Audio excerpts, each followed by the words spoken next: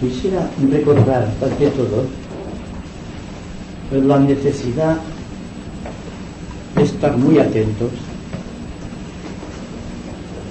para comprender exactamente el valor de una idea o de un conjunto de pensamientos. Esotéricamente no tiene valor el que recordemos un hecho cuando el hecho sea consumado. Es decir, ustedes no comprenderán después lo que pueden comprender ahora, porque si comprenden ahora evitan el recuerdo. Ustedes saben, como decimos muchas veces aquí, que el recuerdo entorpece la comprensión del pensador.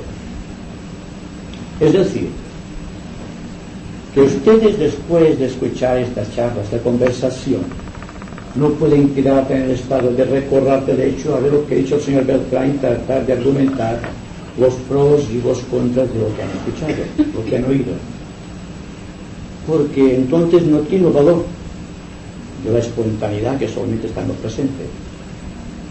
Es decir, que si ustedes tratan de estar atentos, yo no diré que estén completamente, absolutamente, porque es muy difícil, es una hazaña de tipo iniciático, pero tratar de estar atentos lo máximo posible, porque en esta atención ustedes evitarán estos fallos que producen incomprensión. Es algo muy importante desde el ángulo de vista psicológico, y no se trata de una psicología del pasado como ha sido hasta ahora la psicología del subconsciente. Vamos a crear los móviles, las situaciones o las bases de la psicología de la trascendencia, del aspecto trascendente del ser, que no es yendo al futuro como puede suponerse, sino que es estar muy completo en lo presente.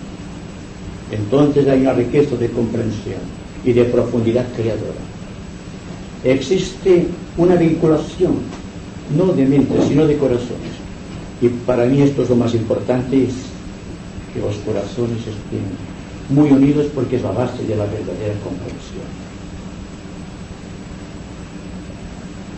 Quisiera hoy que examinásemos juntos el problema del destino humano, tratando de abstraernos lo más posible hacia lo que fuimos en un principio de los tiempos, donde se generó lo que llamamos el destino humano.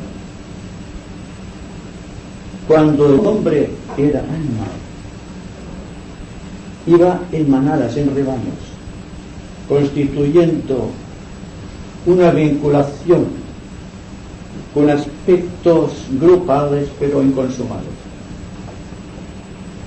Cuando en la quinta subraza de la raza de Mu sobrevino aquel gran acontecimiento cósmico que llamamos la individualización del hombre animal, cuando el hombre animal se convierte en un ser humano, independiente por completo del grupo al cual estaba adherido como animal, cuando funciona como entidad autoconsciente, cuando él ya no es una parte de la historia, sino que es el creador de la historia, es cuando empieza a crearse el destino de los, o lo que llamamos el karma individual. Todos los aspectos circunscritos dentro del contexto psicológico que estamos examinando tiene unas raíces muy esotéricas, porque en el momento de la individualización se produce un milagro de orden dentro del hombre animal. Se crea un cuarto pétalo en el chakra muladhara que no existía en el animal, porque el reino animal solamente tiene 3 pétalos en Kundalini, por donde asciende la fuerza de Kundalini. Pero cuando surge el cuarto pétalo o el chakra muladhara y se crea la cruz en el bajo de la columna que sostiene al hombre, entonces existe una invocación misteriosa a los señores del karma, exigiendo que tomen su destino de acuerdo con las necesidades del logos planetario. Y es así como la invocación que trae a la vida los señores del karma tiene como consecuencia inmediata una comprensión progresiva de las situaciones que se van creando progresivamente hasta llegar a un punto en que el hombre empieza a gobernar su propio destino, liberándose de una u otra manera de la actividad de los señores del karma. En un principio de los tiempos, cuando el Dios de nuestro universo decidió encarnar, lo primero que hizo fue centralizar su voluntad en cualquier lugar del espacio cósmico. Y en virtud de estas leyes misteriosas del karma, los 4 señores del karma, el señor de la muerte, el señor de la justicia, el señor de la memoria cósmica y el señor de la liberación, constituyen, partiendo de aquel punto, una cruz, que es la cruz del karma o la cruz del destino. En este momento el universo empieza a ser. Se crea la cruz mística en los cielos, como se dice esotéricamente. Y al propio tiempo se crea el círculo, no se pasa de la conciencia del otro. Es decir, concentro o con un compás cuyo vértice se apoya en este centro cósmico hasta el final del último de los planetas, más el aura, más los planos, constituye el círculo no se pasa. Un círculo que respeta los logos, sea cual sea su magnitud. Es por tal motivo que en la charla anterior les hablaba a ustedes de que es una ilusión mental de personas poco advertidas, poco conscientes de la realidad espiritual, cuando sostienen que puedan venir potencias extraterrestres a gobernar nuestro planeta o dar mensajes, no importa qué tipo de trascendencia, porque aquí existe asimismo un centro donde actúan los señores del karma y un centro donde el logos planetario con un compás cósmico traza su propio círculo, y nada ni nadie puede penetrar en el círculo impuesto por el señor planetario. Partiendo de esta idea se darán cuenta de la importancia asignada al término destino, a la conclusión cósmica a la cual vamos llegando por aspectos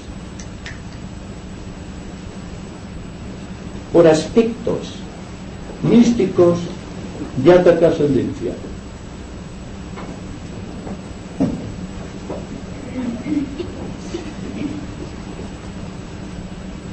Entonces, cuando hablamos del destino, hablamos de dos cosas: de la voluntad del hombre de ser y también de una fuerza que, a pesar suyo, controla una gran parte de su vida.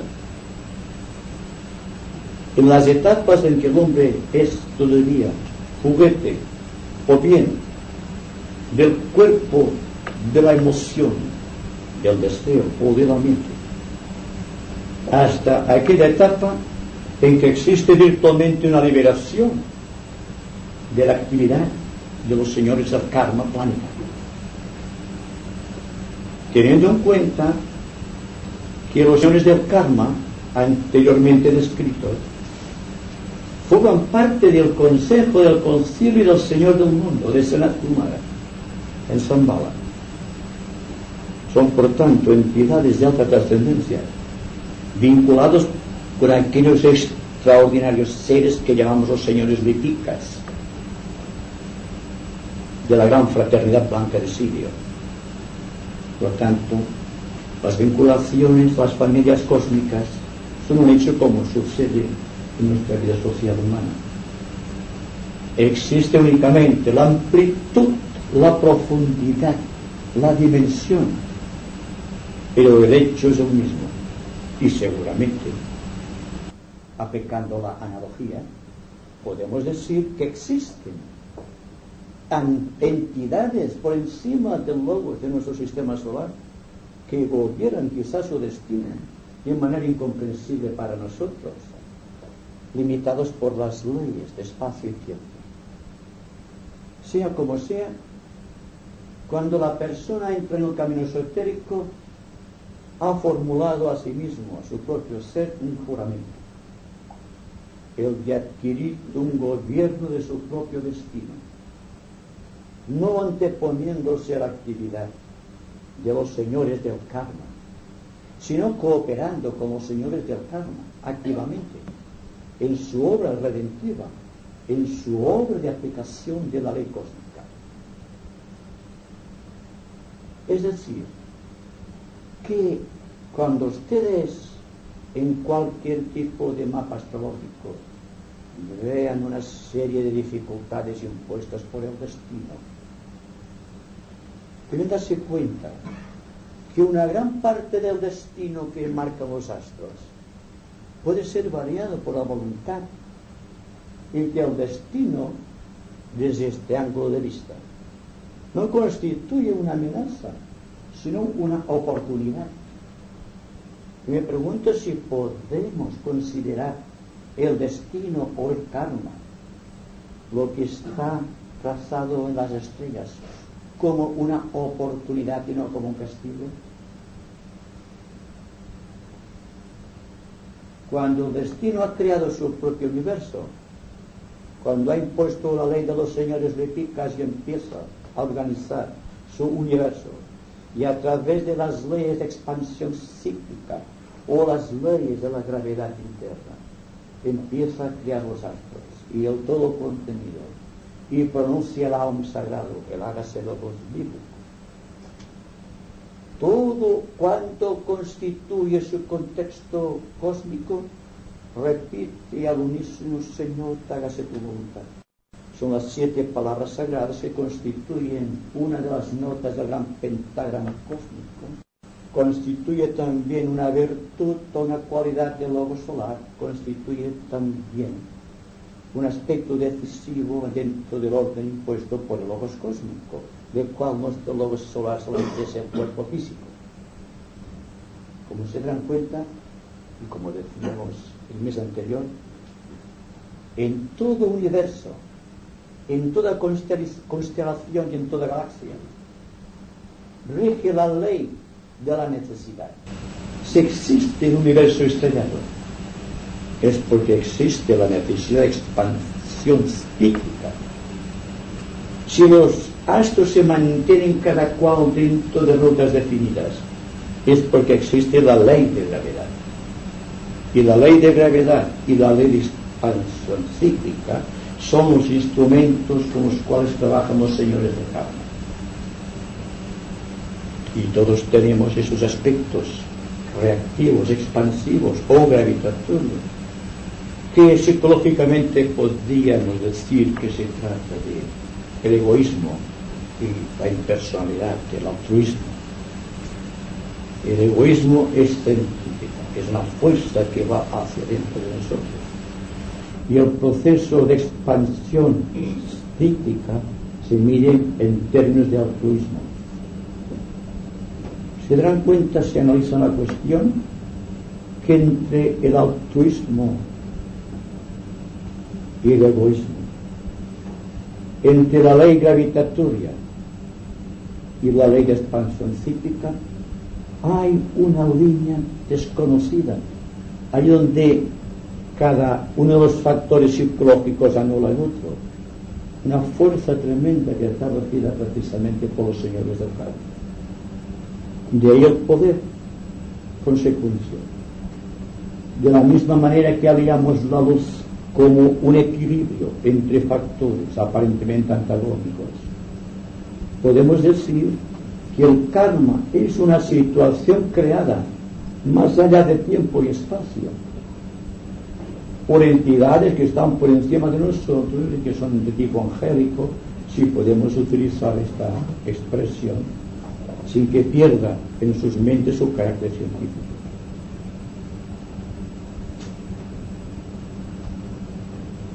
El destino impuesto al hombre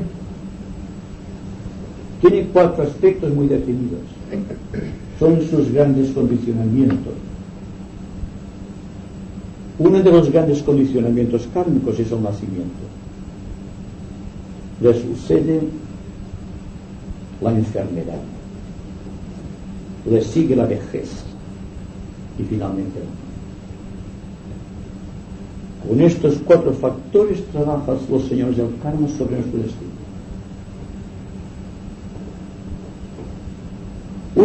Un señor del karma, el señor de la muerte, rige paradójicamente el proceso de nacimiento. Esto es visto muy esotéricamente, pues puede parecerte una paradoja, pero desde el ángulo de vista esotérico, el nacimiento es la muerte del alma dentro de la materia. Es como si entrase en un sepulcro. Hasta que no recupera sus poderes encima de la materia, estará el alma como muerta dentro de un contexto de forma. La enfermedad está impuesta por el Señor del karma de la justicia, porque todo cuanto sucede proviene de causas anteriores, no creadas al azar, sino que viene como una reacción a actos anteriores que no estuvieron de acuerdo con la ley. No se trata de la ley de renacimiento, que es cíclica y abarca el conjunto del cosmos. Hablando en un sentido muy individual, nos referimos a la actividad mental, emocional y física del hombre desde el momento mismo de la individualización. A través del tiempo, el hombre ha creado una serie extraordinaria de elementales psíquicos, cuya expresión en los niveles etéricos se manifiesta en forma de enfermedad. Es decir, que tenemos, dicho muy concretamente, aquello que nos merecemos. Significa que estemos de acuerdo y que vayamos a tolerar constantemente estos aspectos. De ninguna manera. Estamos tratando muy honradamente la situación presente como es la del pasado, quizá la del próximo futuro. Pero de todas maneras hay que insistir en este hecho principal. La vejez impuesta a los cuerpos físicos de los hombres viene regida por aquel señor del karma que llamamos memoria cósmica o señor de los registros acásticos. Al intervenir estas potestades cósmicas en nuestra vida, significa la importancia que tiene el hombre desde el ángulo de vista del cosmos, por lo que tarda un ser humano a expresar los poderes de la individualidad autoconsciente, después de haber pasado millones y millones de años en los demás reinos de la naturaleza, los reinos subhumanos, mineral, vegetal y animal, para que en estos momentos no nos sintamos condicionados por esta ley que nosotros mismos nos hemos impuesto, de tener que soportar nuestras inútiles y al propio tiempo desdichadas creaciones psíquicas. La vejez proviene de una cristalización celular, pero existe lo peor. Existe la cristalización mental y la cristalización de los deseos del hombre, que crea carne. Cristalizarse es perder de vista la autoridad que tiene el yo sobre el no yo, o el yo sobre sus vehículos de expresión. Y precisamente el proceso de la vida o el proceso de la reencarnación física se hace tan largo, precisamente porque el individuo está pendiente de sus propias cristalizaciones o sus propios estados de conciencia negativos. Podríamos decir que el hombre ha solidificado su principio espiritual, una especie de muerte espiritual, ya no en la cárcel de la materia física, sino en la materia más sutil de la mente y de las emociones. Y naturalmente, a medida que el hombre va creciendo y va dotando el ambiente de sus creaciones más sanas y negativas, hay una tendencia del individuo a sentirse decepcionado del ambiente cuando realmente él es el creador del ambiente. Y todo cuanto surge de él es negativo desde todos los ángulos de vista, salvo raras excepciones. Y quisiera que entre estas raras excepciones estuviésemos nosotros. Porque el karma de crear estos elementales psíquicos del ambiente, de las enfermedades, de los vicios y de las propias virtudes, no dependen de los ángeles ni de los devas inferiores, depende de la actitud del hombre. Por lo tanto, el proceso siempre es medido en términos humanos. Y si el esoterismo fuese solamente una exposición de conocimientos y no penetrase profundamente en el corazón de las personas, no sería práctico. Sería algo académico, pero no una experiencia. Es decir, que en las ramas, y soy muy sincero al hacerles esta afirmación, no se exigen grandes conocimientos esotéricos, sino virtualmente una gran experiencia vital, una experiencia en orden y en principio, una experiencia que pueda trascender el tiempo y las limitaciones. Si conseguimos esto aquí y ahora, estaremos capacitados para vivir dentro de la realidad y liberarnos progresivamente de la actividad de lo que marcan las estrellas. Cuando los antiguos iniciados caldeos escribieron que las estrellas inclinan, pero que no obligan, estaban expresando sencillamente que la voluntad del hombre está por encima de los astros. Y el hombre, a igual que las estrellas, a igual que los sistemas solares y los sistemas cósmicos, o cualquier tipo de cuerpo celeste, puede crear su círculo, no se pasa, creativo. No, un círculo no se pasa limitado dentro de sí mismo, o donde alcanzan sus propias limitaciones, sino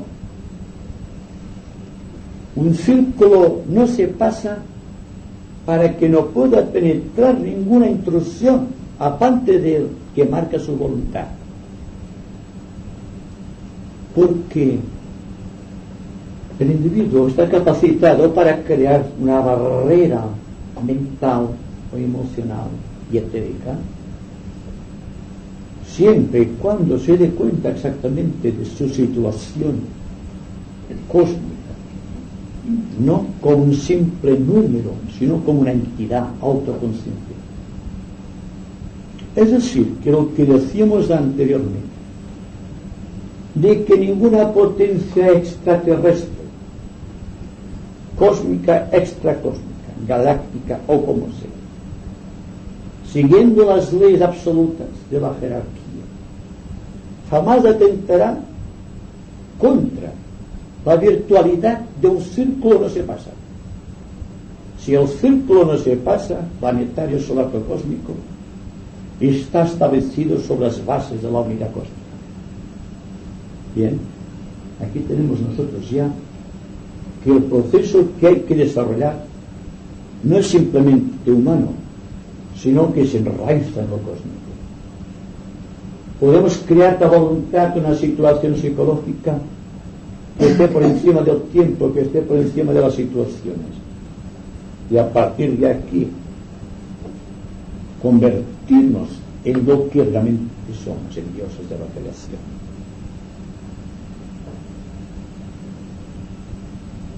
Al hablar de los condicionamientos kármicos y al referir los condicionamientos kármicos a la invocación de la cruz por el hombre cuando se individualizó y que quedó objetivamente marcado en el centro moral y que sirvió de invocación de los señores del karma para crear un karma a su propia medida y suficiencia, dejando de pertenecer radicalmente al alma, al grupo del cual dependía, exige una tremenda infusión de fuerza dentro del hombre por parte del logos planetario, y no podemos defraudarlo. El que ha dicho que no dejará su sistema planetario hasta que todos los hombres se hayan liberado, exige de nosotros una atención, una reverencia. Y aunque hablemos muy familiarmente del logos planetario y de su expresión física, el Señor del mundo o Sanat Kumara, de ninguna manera limita la adoración interior que sentimos por esas entidades que guardan su relación con nosotros como nosotros con la hormiga. Dense cuenta solamente de esto. Hablamos familiarmente porque es la única manera de conectarnos con estas fuerzas misteriosas que están actuando en virtud de la entrada de nuestro planeta dentro del ambiente cósmico, psíquico y magnético de la constelación de Acuario, que da nuevas perspectivas de visión, que da nuevas oportunidades, que nos ofrece capacidades de acción que jamás habíamos soñado, insospechables desde todos los puntos de vista, y que nosotros aquí ahora tratamos de reproducir de una manera siquiera débil y limitada, pero consciente al menos, y darnos cuenta que se han venido actualmente a la existencia grandes seres preparando la venida de aquel que todos estamos esperando. Es por una razón muy específica, porque las leyes de necesidad que imperan sobre el planeta Tierra han llegado a un punto en que exige una renovación total. Esta renovación ustedes pueden asignarle el nombre que quieran. Por ejemplo, la iniciación de nuestro logos planetario, la exaltación del cuarto reino hacia el quinto, la fusión de los hombres con los ángeles, realizar esa fusión conscientemente, la manipulación consciente de las energías cósmicas a través del proceso de la transmutación, saber exactamente qué es lo que realmente buscamos en la vida, siendo muy honrados al hacernos estas interrogantes, para llegar a la conclusión a la cual me he referido antes, que lo que exige la jerarquía actualmente de nosotros no es simplemente un conocimiento más o menos profundo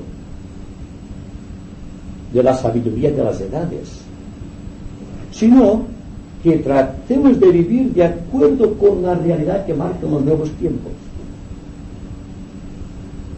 Dense cuenta que cuando surge una gran oportunidad en la vida de la naturaleza, cuando existe una gran programación o un destino superior para la raza de los hombres, medido todo esto en términos de energía, suceden dos cosas muy importantes y trascendentes: que a todos aquellos seres que están convenientemente preparados, esta fuerza renovada que proviene del ambiente cósmico les eleva por encima de sí mismos y les crea otras oportunidades de acción, les endiosa en cierta manera. Pero ¿qué sucede constantemente aquí y ahora? Habrá la oportunidad de que el destino se aclare y que todo cuanto hasta aquí ha constituido una limitación psicológica de nuestras características espirituales, a partir de aquí puede suceder algo trascendente, algo maravilloso. La maravilla del presente es una expectación serena de algo que está sucediendo. ¿Se han dado cuenta a veces que existe, sin que ustedes lo pretendan, una invasión de silencio místico que se adueña de sus vehículos y que no pueden resistir? Se trata de unas corrientes de energía que están actuando dentro del planeta. Y si somos conscientes y no argumentamos, no tratamos de valorar el valor místico de esta fuerza, sino que la acogemos sin reserva y sin preguntar su procedencia, sino que se infiltre dentro de nuestro destino de hombres, habremos alcanzado en orden a este merecimiento la gracia de la contemplación que precede la iniciación. Se trata de un silencio suave que se va adueñando del ser, contra el cual no puede la voluntad. Si la voluntad resiste es cuando empieza la conclusión de preguntarse el por qué. Me pregunto si serían capaces ustedes de vivir la paz y no preguntarse el porqué de la paz. Porque la paz vive en y de sí misma y por lo tanto no procede de elementos externos a nosotros. Misteriosamente no viene de afuera, sino que surge de dentro. Lo que ha surgido de fuera, invadiendo el corazón del hombre, es la fuerza cósmica, que no podemos medir en términos de paz, porque es aquella fuerza a la cual aludía Cristo, que llevaba la espada. Pero al pasar esa fuerza por el corazón, despierta la paz dormida. Podríamos decir en términos muy esotéricos que el primer rayo despierta al segundo que está oculto en el corazón, y que el segundo transforma todo el sistema entero de la personalidad en forma inteligente y creadora. A partir de aquí se puede empezar ya a hablar del destino liberado. Surgimos triunfantes de esta fuerza, y a partir de este momento también nos sentimos algo desligados del común de las gentes, sin ningún afán peyorativo. Es una fuerza que no podemos resistir. Es la fuerza que han tenido que soportar todos los grandes iniciados, que han introducido el primer rayo en su corazón, despertando el amor, Y entonces el amor se ha repartido por el sistema entero personal. Y a partir de aquí, como decía, sucede una transformación vital que da origen a las iniciaciones. Y por favor, no consideren las iniciaciones como algo lejano. Es una oportunidad del presente. Es algo psicológico. No es aquello que llevan los libros. Es una experiencia real que todos estamos experimentando alguna vez durante el curso de nuestra vida y que constituye la prerrogativa de nuestro reino, del cuarto reino, el reino humano, y que implica también la entrada en el quinto reino de la naturaleza y la programación específica de la jerarquía en relación con las ramas. Tiene que ver precisamente con esta fuerza impuesta por las circunstancias ambientales. No las circunstancias personales, sino las circunstancias cósmicas a las cuales hago referencia.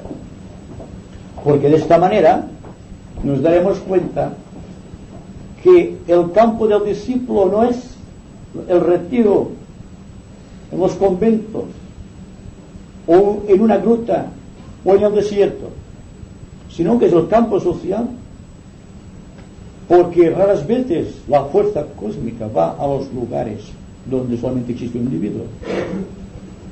Va dentro de los grandes contextos sociales, integrando las voluntades de los hombres. Y ahí, desde el ángulo de vista esotérico, mantener comunidades religiosas es un pecado contra la naturaleza, porque el hombre debe aprender a orar en silencio en su corazón, y cuando ora en grupos será en grupos donde no existan distinciones de tipo religioso. Aquí empieza ya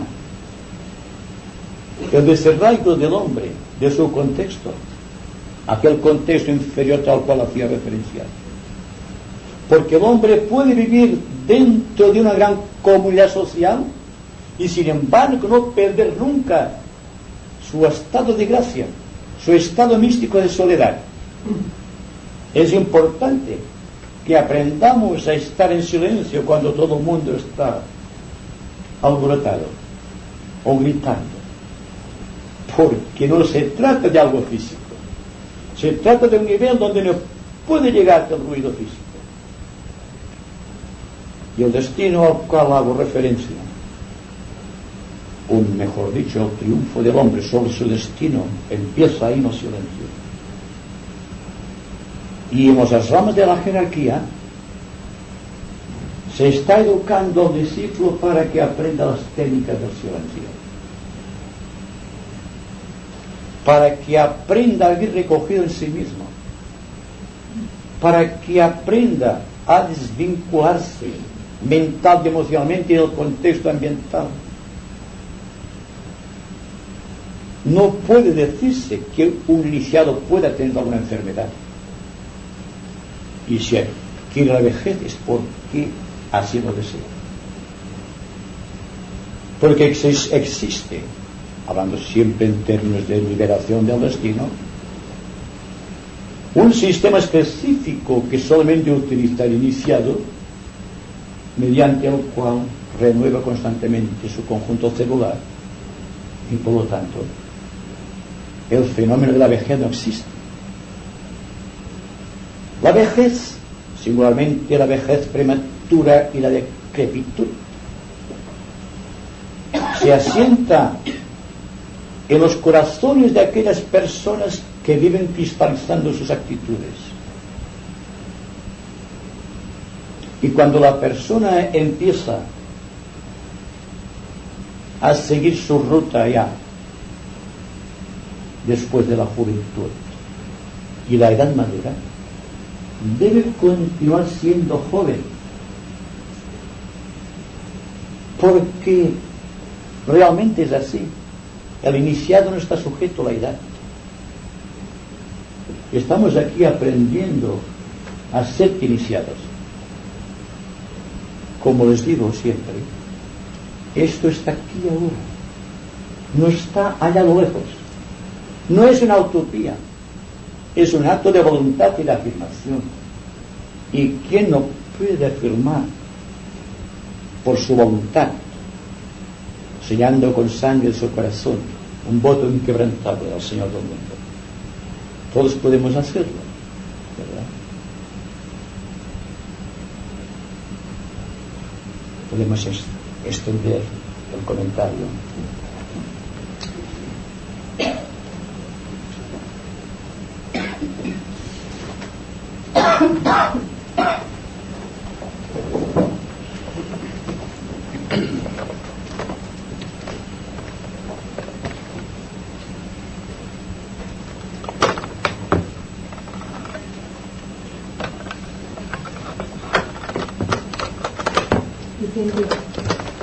Has hablado antes de un periodo que parece ser corto de la muerte del alma dentro de sus vehículos, mientras está sujeta a los vehículos.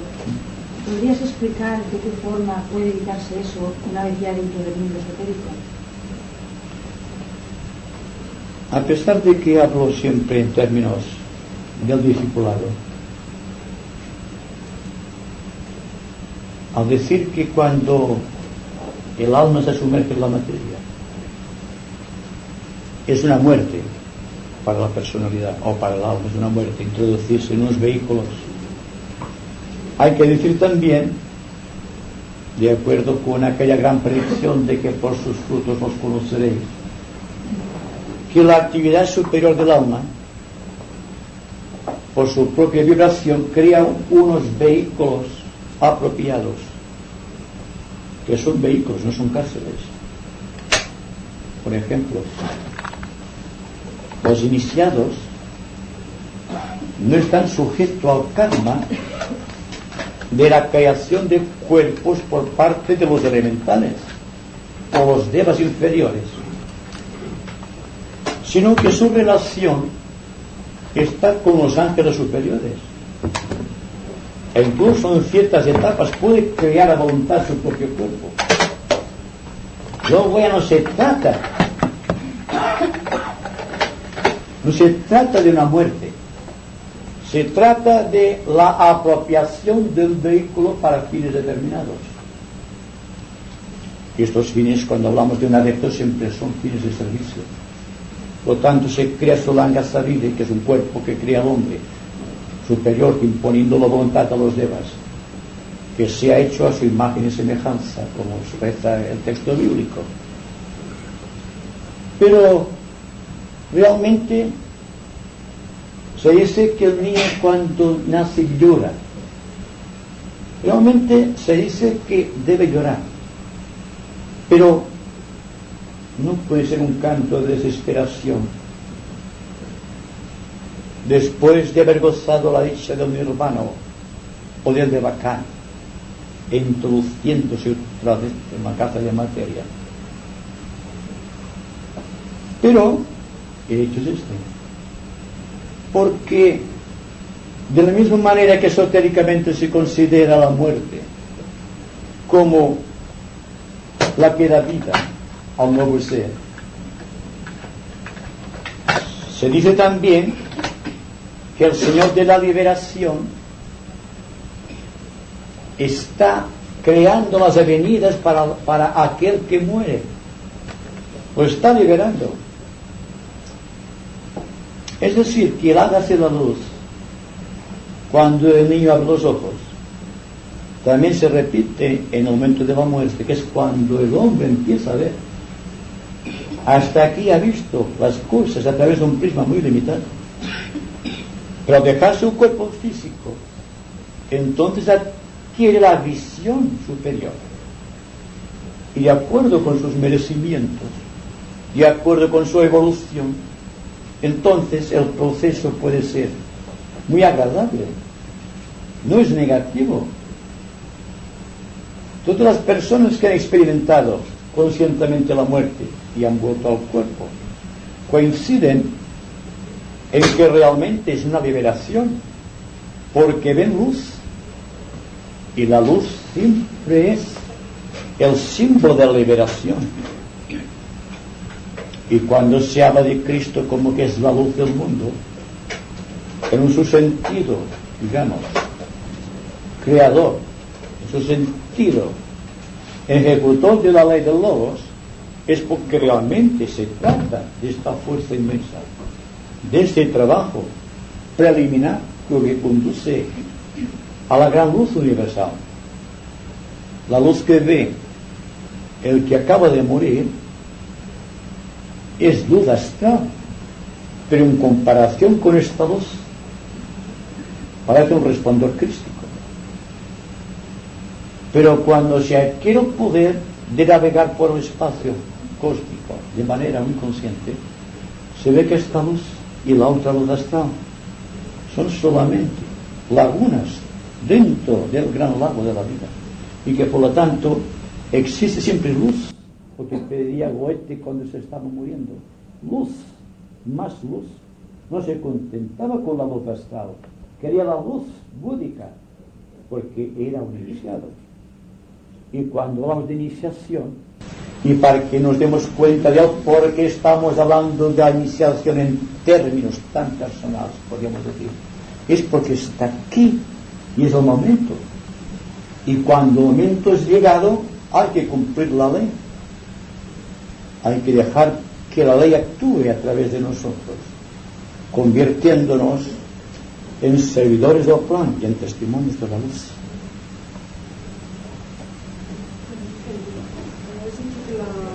La enfermedad era la consecuencia de actitudes erróneas del pasado y que no se tenía, o sea, que no era obligado en todo un ciclo de vida a seguir con esa enfermedad. ¿Esto se consigue mediante algún tipo de actitud determinada? Es que la actitud de los hombres del pasado,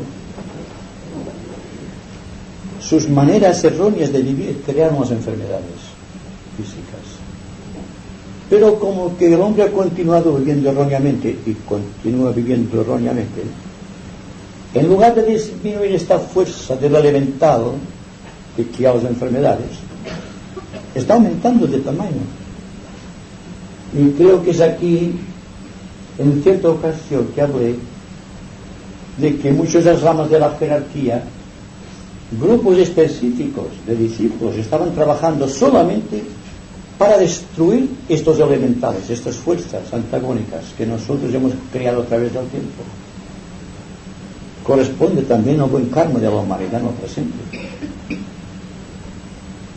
Es decir, que hasta aquí, y hay que repetirlo, hemos considerado que las enfermedades eran algo, pero esotéricamente sabemos que no son algo, son alguien con conciencia, siempre aprestándose para su oportunidad. Porque, créeme, se insiste tanto actualmente sobre la atención, porque la atención desvincula la mente del hombre y su emoción de todo contexto ambiental. ¿De qué nos serviría estar atentos como una simple disciplina? No estamos tratando de una disciplina mental de la atención. Estamos tratando de un deber social, estar atentos constantemente. Y cuando no estamos atentos, estamos desguarnecidos. Estamos sin guardia, o con la guardia baja, en términos de esgrima. Entonces estamos indefensos. Y como que lo que más actúa en nosotros es la parte astral, nuestro plexo solar está acusando esos impactos tremendos.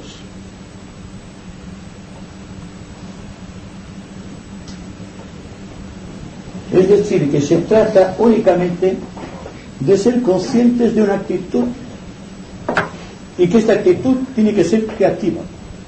Y no puede existir una actitud creativa si no existe una gran atención. Dios no puede crear si no está muy atento. Y en el momento en que Dios retire su atención de nosotros, desaparecerá nuestra estructura física. Por lo tanto, si queremos ser creadores, debemos estar atentos. Es decir, cuando hablo de ser en expectación, estoy diciendo aquella atención que no es una disciplina, que es un recogimiento suave,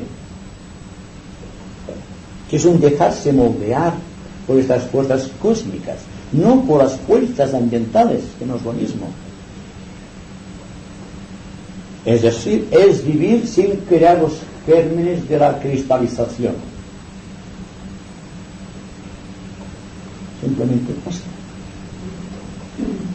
Entonces quiere decir que estar atento es estar atento de que no tengamos envidias, que no seamos, que dejemos de ser ignorantes y que no seamos, por ejemplo, egoístas, etcétera. Eso es estar atento, porque si no estamos atentos, estas pasiones continuaremos vivificándolas y entonces la entidad, que son las enfermedades, estos egregores los vamos multiplicando. Supongo que estar atento es estar atento a que dejemos de ser todo esto que somos tanto todavía, ¿no? Naturalmente que cuando hablo de atención, lo hago siempre a un grupo distinguido, a un grupo que yo creo que es esotérico y que por lo tanto puedo utilizar ese término en forma total. Una persona se puede medir su grado de involución por su falta de atención. Cuando una persona está muy distraída es porque no está muy evolucionada. Lo que define al ser humano autoconsciente es la atención. No la atención involuntaria hacia algo que nos agrade extraordinariamente y que no exige esfuerzo, sino la atención hacia todo. Porque los actos buenos y los actos menos buenos y los actos malos están unidos todos. Una película tiene toda la secuencia, desde el principio al fin. No podemos separar una secuencia de otra porque nos guste más. Hay que seguir toda la película, porque todo tiene su interés. Es lo que digo constantemente. Ustedes no se preocupen si lo que digo lo acaban de comprender exactamente. Porque si están atentos, algo de aquello penetrará misteriosamente, quizá a través de un conjunto celular desconocido, al corazón, donde existe la verdadera comprensión. Solamente tienen que estar atentos. Seguir con atención es la base precisamente de la iniciación. Hay que estar muy atentos para ser un iniciado. Atentos en todas direcciones, no atentos a un solo nivel, atentos a todo el contexto psicológico de la humanidad, más el contexto de la jerarquía, más el contexto de Shambhala. A esto llamo atención total. Pero nosotros, nuestra atención es la que debe gobernar los tres mundos: el mundo físico, el mundo astral y el mundo mental. Pero lo único que nos sirve actualmente es la mente, el ejercicio de la voluntad de la razón omnipotente. Está aquí y lo podemos utilizar de una manera completa. Y cuando hay silencio aquí es porque ustedes están muy atentos. Luego están comprendiendo, no por el interés que pueden tener mis palabras, sino que se están comprendiendo totalmente los unos a los otros, más lo que yo pueda estar diciendo.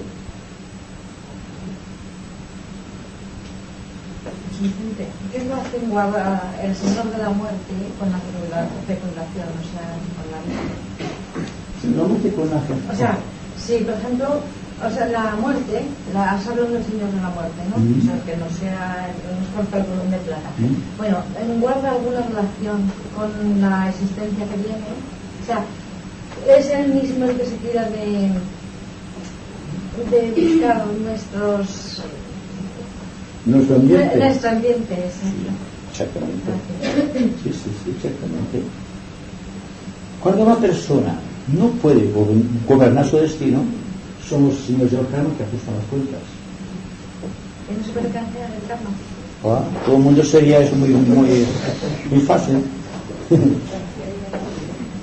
Lo que digo, que si aquí hacemos las cosas correctamente, evitaríamos el peso de la ley.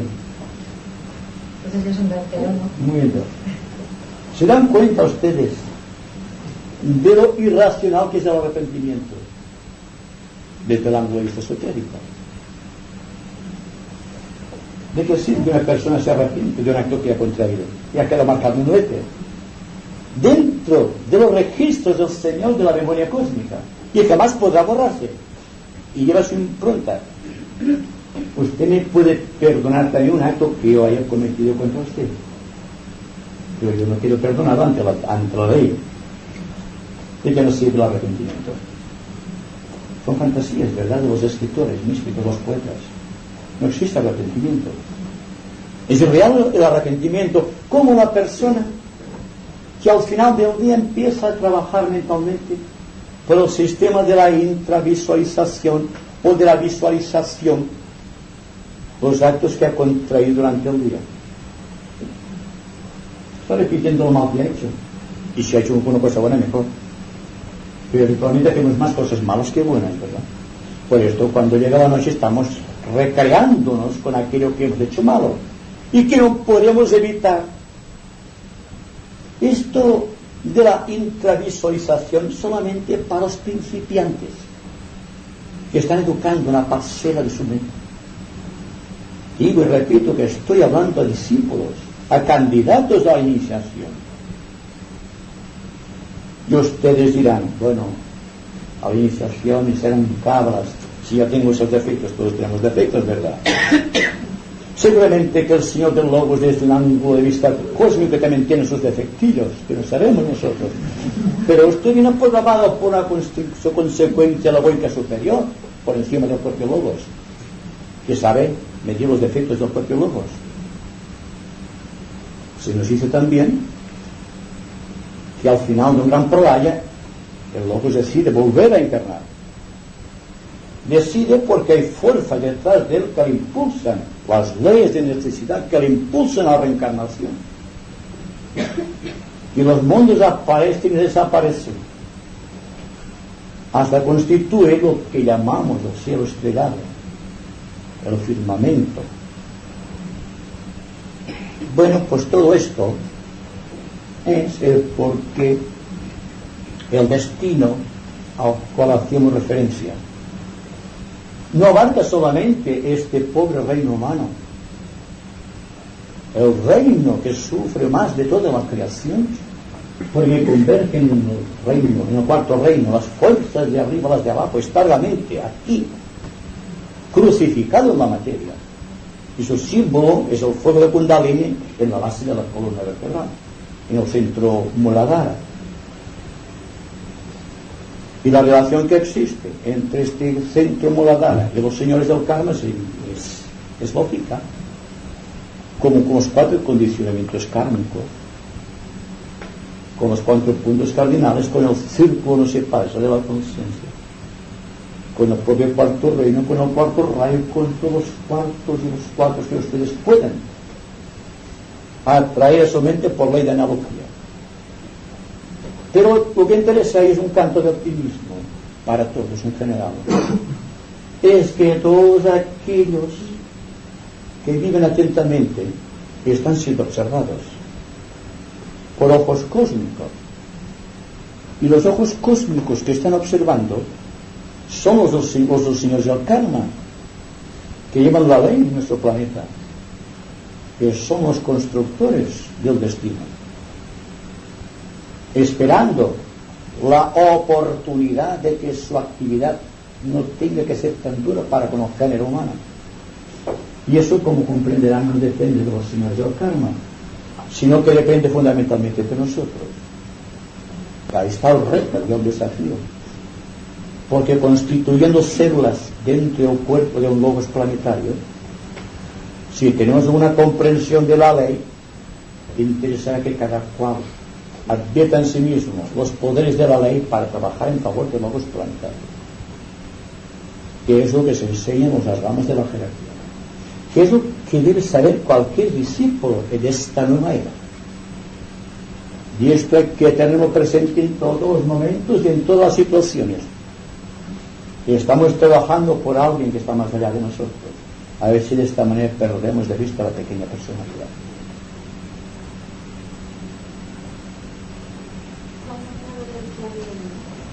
¿A qué se refería? ¿A un representante del logos que nos ayude a disfrutar la conciencia? Exactamente. Cada ciclo de vida, al inicio de cada era, y para tratar de destruir lo indeseable y dar fuerza a lo que es correcto, viene un avatar que representa habitualmente las fuerzas, las corrientes astrológicas del momento cíclico en que está ocurriendo el hecho. Cuando hablamos del avatar de la nueva era, nos referimos a una entidad crística seguramente, que vendrá a la humanidad como embajador del logos planetario, a veces también del logos solar, para llevar adelante el plan de la justicia planetaria,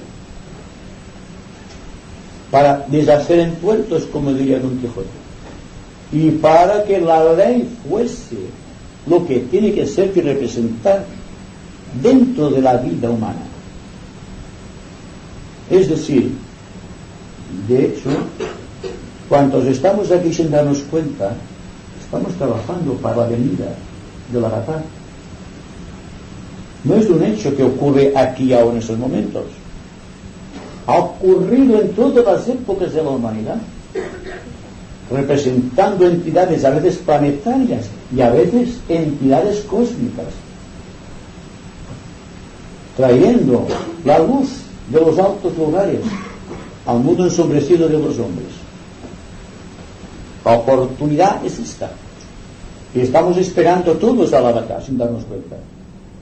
Y una parte considerable de lo que llamamos ser en expectación tiene que ver con la venida del avatar, con la venida del instructor del mundo, que época tras época, manvantra tras manvantra, se manifiesta en el mundo de los hombres para enseñar la ley y el camino de la justicia.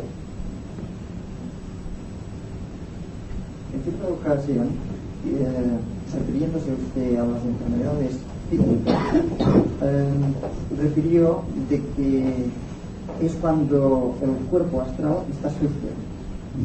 Entonces me gustaría